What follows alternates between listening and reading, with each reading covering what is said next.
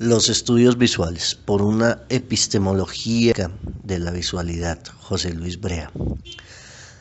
Las preferencias estéticas pasan a ser políticas cuando se violan los límites convencionales que distinguen el arte del no arte. Kate Moxey.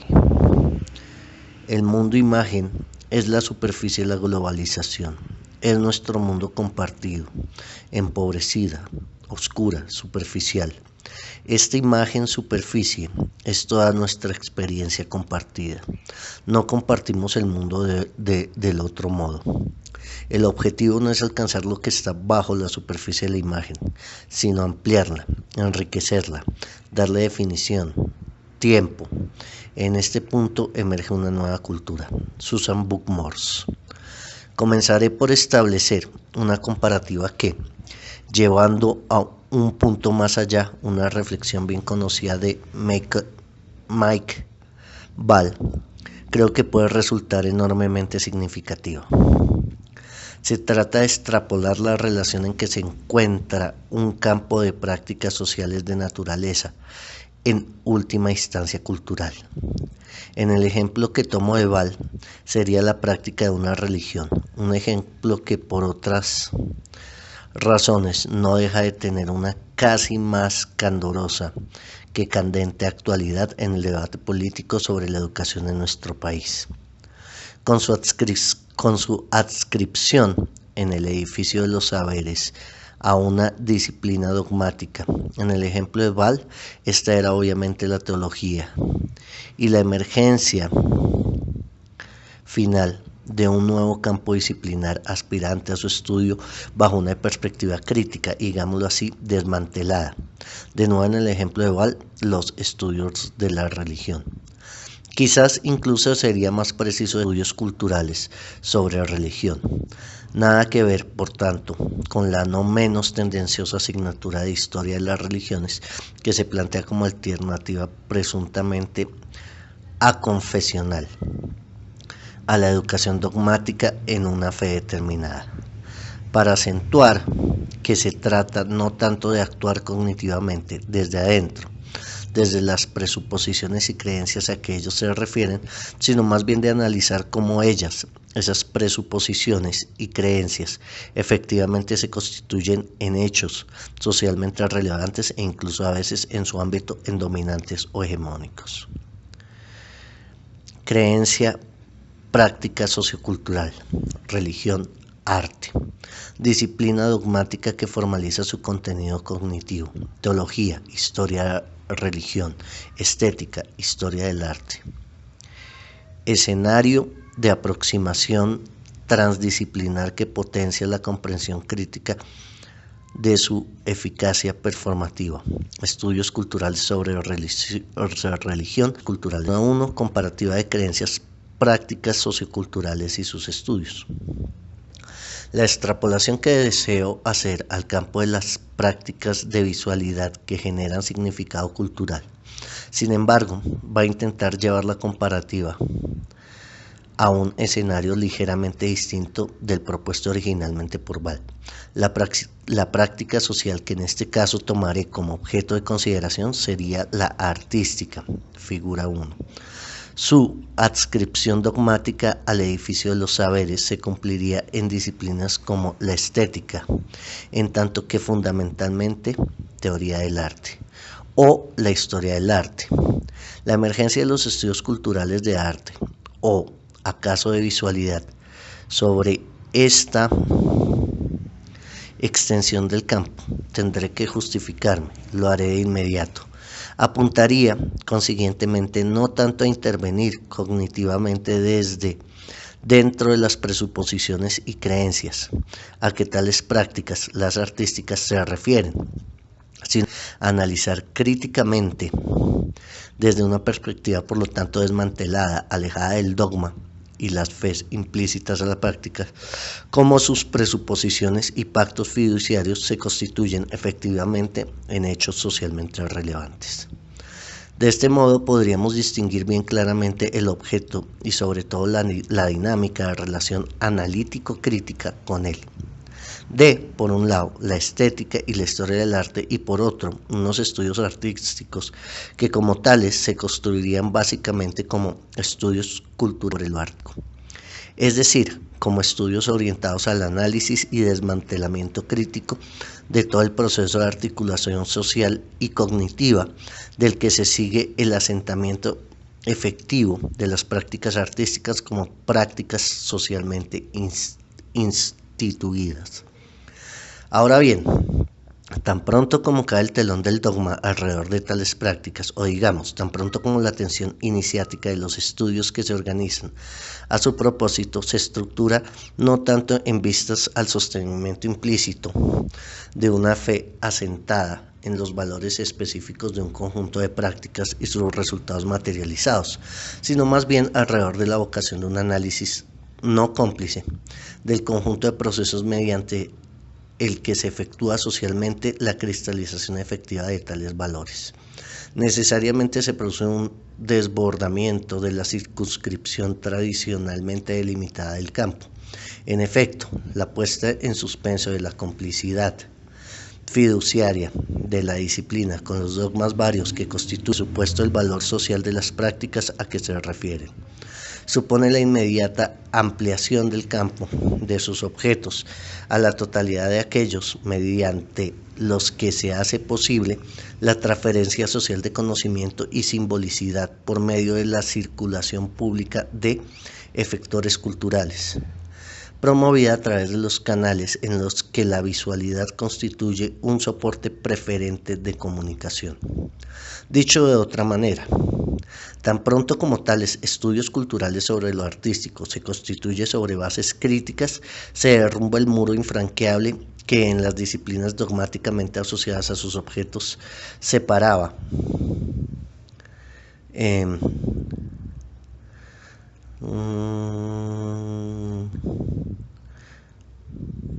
dicho de otra manera en bases separaba a los artísticos del resto de los objetos promotores de procesos de comunicación y producción de simbolicidad soportada en una circulación social de carácter predominantemente visual. De tal manera, estudios que sobre lo artístico habrán de constituirse simplemente como estudios visuales, o si se quiere, y valga esta perífrasis como la mejor descripción que en mi opinión puede darse. Estudios sobre la producción de significado cultural a través de la visualidad. Si quisiéramos llevar hasta el extremo nuestra comparativa, podríamos entonces tomar en consideración la sugerencia que frente a este panorama alguien podría proponer, que a tenor de lo dicho cabría entender que los artísticos podrían constituir una rama de los visuales, aquella que se fijara en elucidar de qué modo y en qué procesos y articulaciones sociales se apoya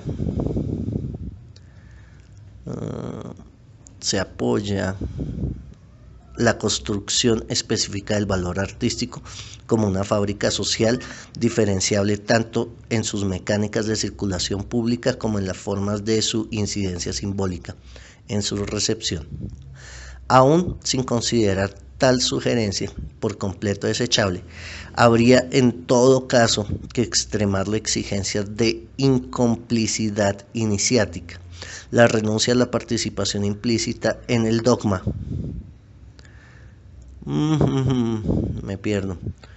Implícita en el dogma, cuya fenomenología social se trata en última instancia de elucidar críticamente, de desmantelar, hablar así de los artísticos como una rama de los visuales, tan equívoco como considerar los islámicos o los católicos como una rama de los estudios culturales sobre religión. La rama de tales estudios culturales sobre religión, que auténticamente trataría de forma crítica la cosa católica, serían los estudios culturales sobre la religión católica, o musulmanes, o de aquella que se considere el caso, cuyo objeto no sería en ningún caso útil a la propagación de sus dogmas, sino antes bien a la elucidación crítica de las dinámicas concretas y efectivas mediante las que se cumple su asentamiento como configuración hegemónica de la conciencia social e históricamente relevante, en determinados contextos culturales y epocales, por supuesto dicho sea de paso.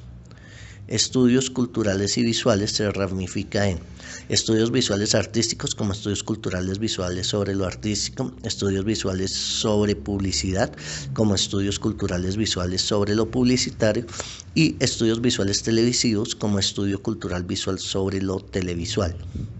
Ejemplo de ramificación incompleta de estudios culturales visuales críticos. Traslado ello al campo de los visuales. Nos pediría esta vez hablar de unos estudios culturavisuales sobre lo artístico, con el mismo rango y empeño crítico que podría desarrollar otros estudios culturalvisuales sobre lo publicitario o sobre lo televisivo, lo cinematográfico. La arquitectura como productora de visualidad e imaginario material. Como diversificaciones diferenciales de unos bien asentados críticamente y seguramente homologables en método analítico, estudios culturales visuales. En ellos no se trataría nunca de educar en el conocimiento del dogma iniciático constitutivo del campo, ni mucho menos de preparar ejercicio practicante de sus sacerdocios. No se trataría, dicho de otro modo, de formar ni artistas, ni publicistas, ni productores televisivos, ni diseñadores o arquitectos de imaginario, por ejemplo, sino más bien de favorecer el crecimiento de un campo elucidado de comprensión crítica de su diferencial funcionamiento como prácticas sociales efectivas, soportadas en la comunidad de un repertorio implícito y comparativo de creencias y valores, en la acumulación cumplida de unos montantes circulantes de capital simbólico, más o menos estabilizadas y más o menos hegemónicas, dependiendo siempre desde luego de los contextos locales, sociales y epocales que analicemos. Decir significaría, en última instancia, dar por más o menos buena la descripción que propone Appadurai como estudios de la vida social de los objetos visibles, pero eso sí, añadiéndole el recordatorio de que esta vida social no es nunca ajena a su inscripción en unas u otras constelaciones epocales, en unos u otros ordenamientos simbólicos y transdiscursivos, ni tampoco obviamente a su pertenencia a unas u otras formaciones culturales, a unos específicos entornos cognitivos disciplinares y los campos socialmente regulados de prácticas comunicacionales que se asocian a ellos. Llegados a este punto, casi parece innecesario argumentar que pese a ser bien adecuada entonces la denominación de visuales, por cuanto señala un compromiso patente con el desbordamiento táctico de la circunscripción histórica a un campo muy delimitado de objetos y prácticas, los y las artistas, casi los únicos hasta ahora considerados como productores de significado cultural a través de la visualidad, puede esta nunca ser tu imitación epistémico-fenomenológica a un rango de objetos de presunta naturaleza esencialmente visual. Lejos de tal circunscripción, el punto de partida de los estudios visuales sería, al contrario, la convicción de que ni existe tal pureza fenomenológica de lo visual en ámbito alguno, ni aun en su designio existe nada abordable como tal naturaleza, sino únicamente al contrario como resultado, y aun como agenciamiento, de una producción predominantemente cultural, efecto del trabajo del signo que se inscribe en el espacio de una sensorialidad fenomenológica y que nunca se da por tanto en estado puro, sino justamente bajo el condicionamiento y la construcción de un enmarcamiento simbólico específico, bajo la convicción, dicho de otro modo, de que hay hechos u objetos o fenómenos, ni siquiera medios, de visualidad puros, sino actos de ver extremadamente complejos que resultan de la cristalización y amalgama de un espeso trenzado de operadores textuales,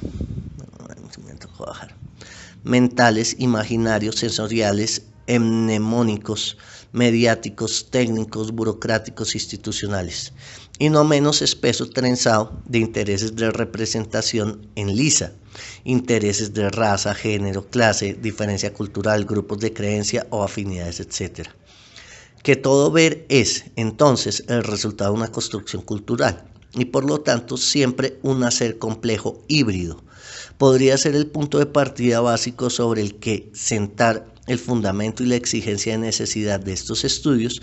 No quizá esto pueda sonar un tanto paradójico, pero no podría ser de otra forma, sobre la afirmación de alguna presunta pureza o esencialidad de la visión, sino justamente sobre lo contrario, sobre el reconocimiento del carácter necesariamente condicionado, construido y cultural, y por lo tanto políticamente connotado, de los actos de ver, no solo el más activo de mirar y cobrar conocimiento y adquisición cognitiva de lo visionado, sino todo el amplio repertorio de modos de hacer relacionados con el ver y el ser vigilado, el producir las imágenes y diseminarlas, o el conocerlas y percibirlas, y la articulación de relaciones de poder, dominación, privilegio, sometimiento, control, que todo ello conlleva. Tales son en efecto los temas con los que habrán de tratar y verse los estudios visuales. Así considerado, se percibe entonces que la enorme importancia de estos actos de ver y de la visualidad, así considerada como práctica connotada política y culturalmente, depende justamente de la fuerza performativa que conlleva de su magnificado poder de producción de realidad, en base al gran potencial de generación de efectos de subjetivación y socialización que los procesos de identificación-diferenciación con los imaginarios circulantes, hegemónicos, minoritarios, contrahegemónicos, conllevan. Creo que es de esa importancia crucial de la que se deriva la estrategia de estos estudios y la necesidad efectiva de abordarlos no tanto desde la perspectiva del conflicto que pudiera plantearse entre ellos y otras disciplinas, la estética o historia del arte, ni tampoco desde la perspectiva del conflicto entre sus supuestos objetos considerados como construcciones sociales efectivas. Tomemos el arte y la alta cultura o la cultura de masas, la publicidad, el diseño o el universo de las imágenes más en general, sino más bien desde la perspectiva de la urgencia de desarrollar un equipamiento analítico amplificado, un utillaje conceptual, indisciplinadamente transdisciplinar, que sea capaz de afrontar críticamente las prácticas del ver, se siguen en términos de producción de imaginario, y ello teniendo en cuenta el tremendo impacto político que tal producción de imaginario conlleva, por su efecto decisivo en cuanto a las formas posibles de reconocimiento identitario y por consiguiente en cuanto a la producción histórica y concreta de formas determinadas de su subjetivación y socialidad.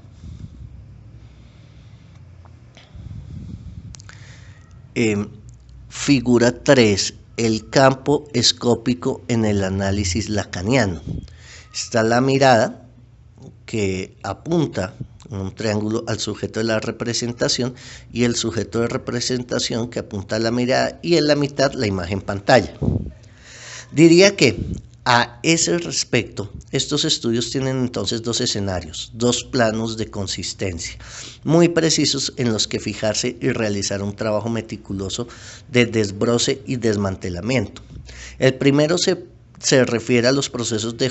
subjetivación y el papel que en ellos desempeña justamente la producción y el consumo de imaginario,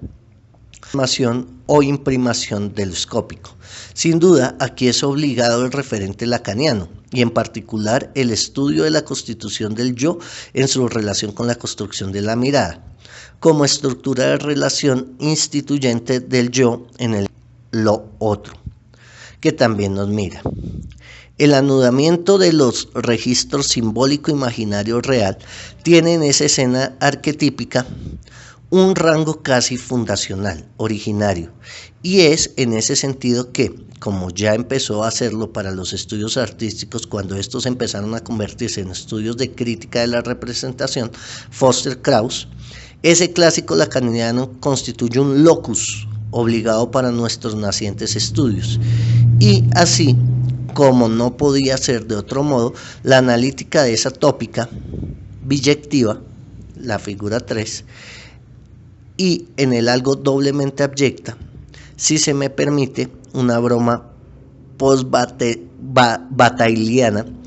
es recorrida en varios de los estudios que siguen. Bajo mi punto de vista, lo que los estudios visuales deben en relación a ello procurar es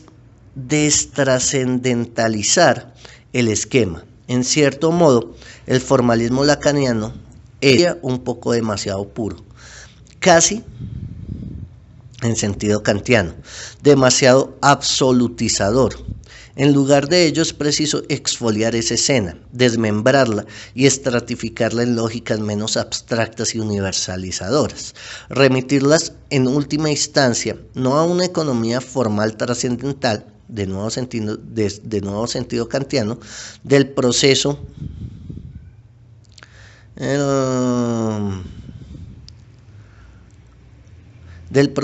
de institución del yo en el acto del ver, lo que apenas sirve para situar variables muy genéricas y procesos muy abstractos, sino a la comprensión activa de toda la dinamicidad procesual en base a la cual la constitución del yo y sus imaginarios se juegan en procesos complejos de producción y consumo, de relación con la visualidad cultural, con la asignación por tanto de valores, de significado y simbolicidad a los encuentros innúmeros que se producen en su registro, frente a los que se gestionan de continuo tensiones de identificación y diferencia, de tal modo que tanto el sujeto se construye en relación a la irreductible multiplicidad de sus incontables apropiaciones de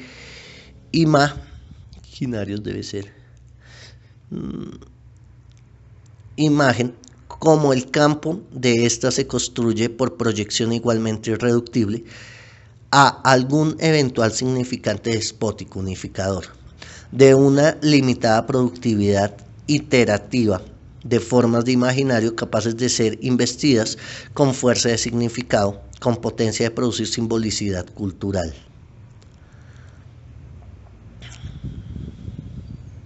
Con la asignación, por tanto, de valores de significado y simbolicidad a los encuentros innúmeros que se producen en su registro, frente a los que se gestionan de continuo tensiones de identificación y diferencia, de tal modo que tanto el sujeto se construye en relación a la irreductible multiplicidad de sus incontables apropiaciones de imagen,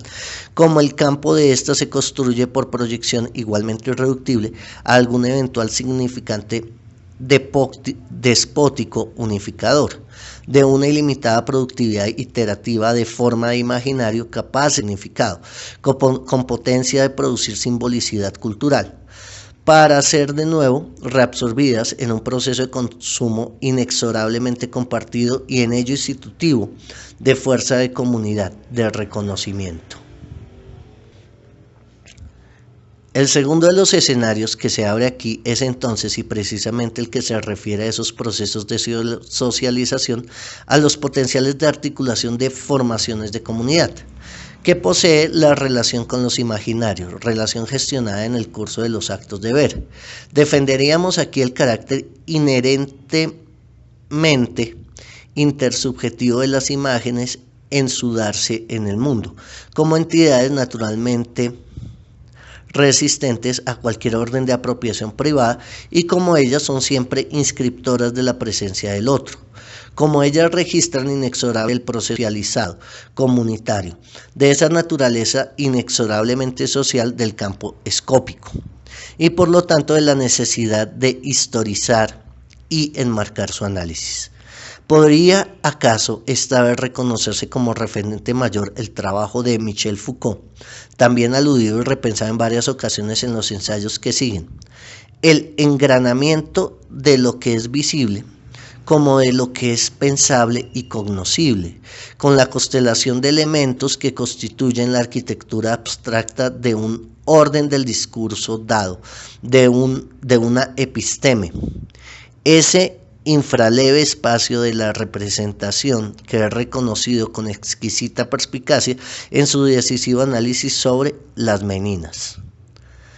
Puede quizá ser tomado como su más importante hallazgo en relación con estas cuestiones y toda la reflexión sobre la constitución de los distintos regímenes escópicos. Esta sin duda endeuda con esa reflexión inaugural, que tales arquitecturas abstractas en sus concreciones materializadas como articulaciones históricas efectivas que determinan al mismo tiempo lo que es visible y lo que es cognoscible. Funcionan además políticamente, es decir, de acuerdo con una distribución disimétrica de disposiciones de poder en relación al propio ejercicio de ver. Constituye en todo caso su quizá más fructífero legado en estos momentos de intensa transformación política del mundo que vivimos, el que señala la senda en la que efectivamente los estudios visuales van a encontrar su beta más rica. Y desde luego a ello se dedica a ellos importantes números de ensayos reunidos en este volumen. ¿Acaso la tarea por realizarse aquí parecida? Se trata también de desuniversalizar el modelo, de descentrarlo no solo respecto al eje del tiempo. En ese sentido, y desde luego, el modelo de los regímenes escópicos contribuye decisivamente a historizar las condiciones de la vida social del ver, de lo visible, sino también respecto al eje de las diferencias culturales, de la propia multiplicidad de las modalidades de ver en sus modos de socialización específicos y diferenciales, como cristalizados en un escenario agonístico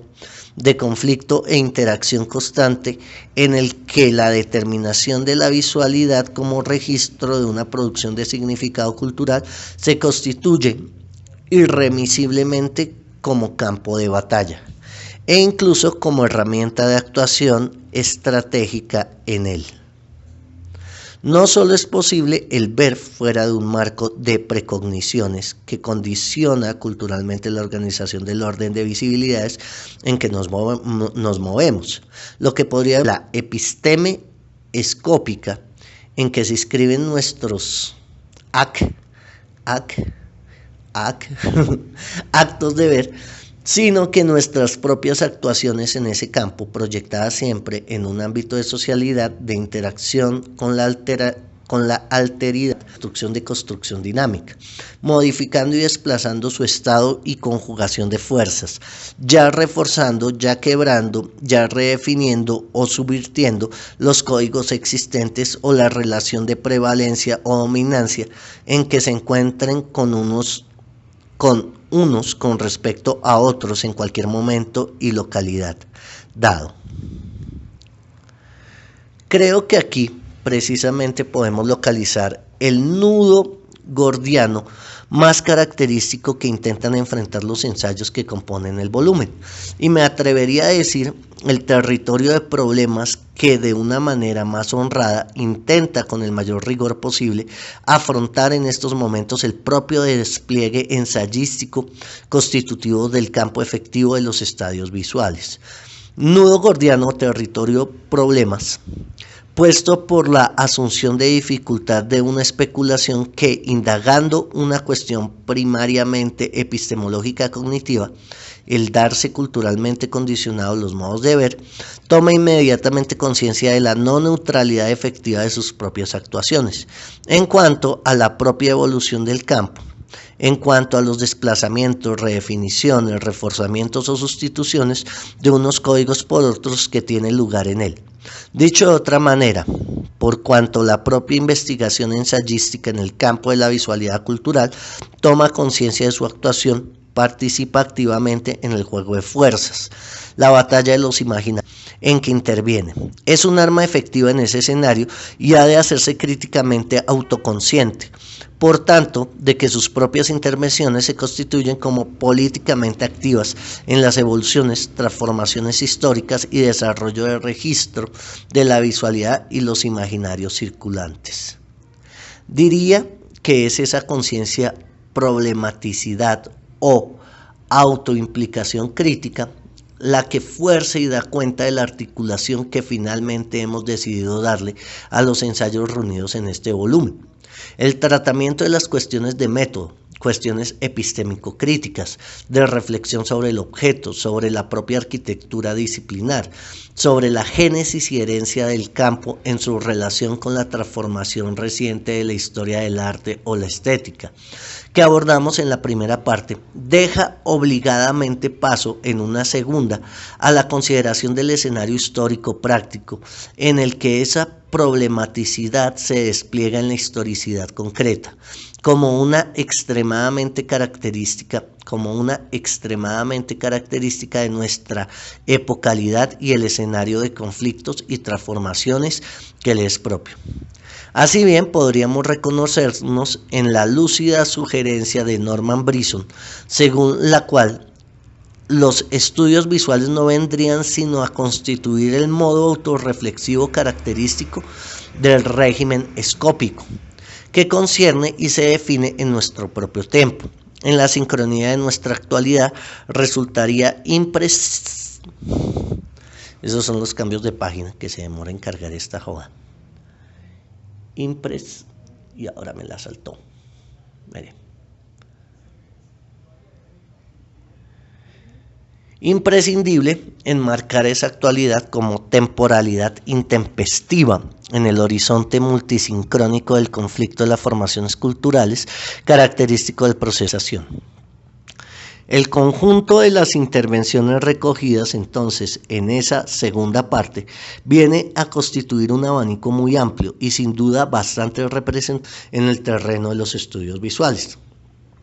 de aproximaciones a dicho fenómeno y análisis de sus consecuencias y dimensiones, y ello en múltiples aspectos, no solo los que conciernen más explícitamente a la perspectiva macro de la lógica geopolítica y la dinámica postcolonial de la confrontación cultural que mapea las presiones de homologación y hegemonía de las formaciones dominantes contra las subordinadas, sino también a otros muchos aspectos de orden más micropolítico y microsocial, que concierne a una amplia multiplicidad de intereses de representación y construcción y visibilización de imaginarios contrahegemónicos de todo orden, género, raza, clase, etnia, religiones, creencias o intereses compartidos de cualquier índole. En relación a ello, me parece extremadamente sugerente la idea planteada por Susan Buck-Morss, según la cual estaríamos asistiendo a un desplazamiento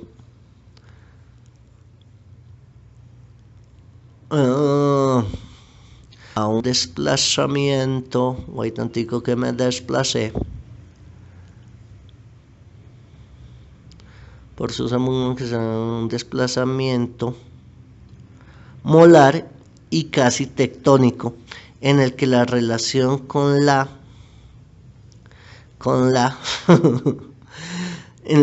visualidad y las imágenes no es un factor menor del propio significado y la función de lo que llamamos conocimiento. En las sociedades contemporáneas, marcado intensa y precisamente por el referido proceso de globalización y el encontronazo resultante de una multiplicidad de formaciones culturales diferenciales, la toma de partido a favor de que el desarrollo de ese proceso se decante de la manera más democratizada posible, es decir, con el menor grado de hegemonía y dominancia de una formación en exclusión de otras, constituye a su modo de ver, y es un punto de vista que desde luego compartimos, el gran reto no solo para las prácticas de representación y producción de imagen y visibilidad, sino también para la propia producción teórico-crítica que la confronta. Para los estudios visuales, en última instancia, En ese mismo sentido, me parece también muy sólido el análisis planteado por Kate Moxey, mostrando efectivamente cómo el espectro de la producción de imaginario y visualidad se constituye en un terreno de enorme potencialidad de resistencia y creatividad en el contexto de ese proceso de confrontación de intereses de representación característico de la globalización. Su elaborada reflexión muestra en efecto no solo cómo las efectivas prácticas de producción y aún consumo de imaginario pueden intervenir en los procesos de transformación cognitiva y cultural como potentísimas armas de resistencia, sino también como el desarrollo de la propia teoría crítica acerca de dichas prácticas de imaginario lo hace, convirtiéndose entonces en herramienta activa y participativa en el propio proceso, constituyéndose en fundamento y práctica de actuación y diseño de un trabajo directamente político de definición, reforzamiento y modulación concreta y práctica en el diseño de políticas culturales, o lo que es lo mismo, de actuaciones e intervenciones culturales cuya naturaleza y dimensión es, insisto, directamente e inmediatamente política. ¿Acaso en la asunción de esa función y ese destino tienen los estudios visuales su gran reto? Uno que les endosa una enorme responsabilidad, la que les atribuye inexorablemente un tiempo que, por la propia fuerza de la transformación de las tecnologías de la visión, ha convertido a la imagen, en palabras de Frederick Jameson, seguramente enunciadas con más consternación que conciencia del enormemente rico juego de posibilidades de la extensión del campo de batalla que se abría en ello, en la depositaria de la función epistemológica de nuestro tiempo. Desde luego no es poco decir, y sin duda carga al registro de la visualidad y sus productores de una gran realidad y de sentido, simultáneamente al trabajo que estos estudios tienen entonces por delante. Como quiera que sea, y antes de expresar mi firme deseo de que los ensayos aquí reunidos sirvan a impulsar su desarrollo, me gustaría terminar finalmente esta introducción recordando mínima y apresuradamente el contexto en el que todos los ensayos que componen el volumen se presentan. El primer Congreso Internacional de Estudios Visuales celebrado en Madrid durante Arco 2004. Al hacerlo cumple en primer lugar y muy encarecidamente agradecer a todos los conferenciantes y ponentes sus rigurosas y muy elaboradas aportaciones, así como a los asistentes que en número cercano a los 700 contribuyeron a una muy intensa y estimulante atmósfera de discusión y trabajo. También, y con mucho afecto, al Comité Académico del Congreso, presidido por Marchand y formado por Pedro Acruz, Salomé Cuesta, Ana María Guasch, Carles Guerra, Miguel A. Hernández, Ana Martínez Collado, Juan Martín Prada y Juan Luis Moraza, con los que en todo momento mantuvimos un muy estimulante debate intelectual, del que también este volumen es resultado. Y finalmente me gustaría agradecer a la propia Feria de Arco y muy especialmente a su directora, Rosina Gómez Baeza, no solo por la entusiasta acogida prestada a esta iniciativa, sino por su constante compromiso, no siempre bien comprendido, en hacer de ella algo más. Y conste que eso solo no sería poco, que una feria internacional de arte contemporáneo de primer nivel, también un crucial foro internacional de encuentro, reflexión y debate riguroso sobre el propio estatuto de lo artístico y sus prácticas en las sociedades actuales. Confío que los ensayos que siguen contribuyan también a ese mismo propósito. Fin.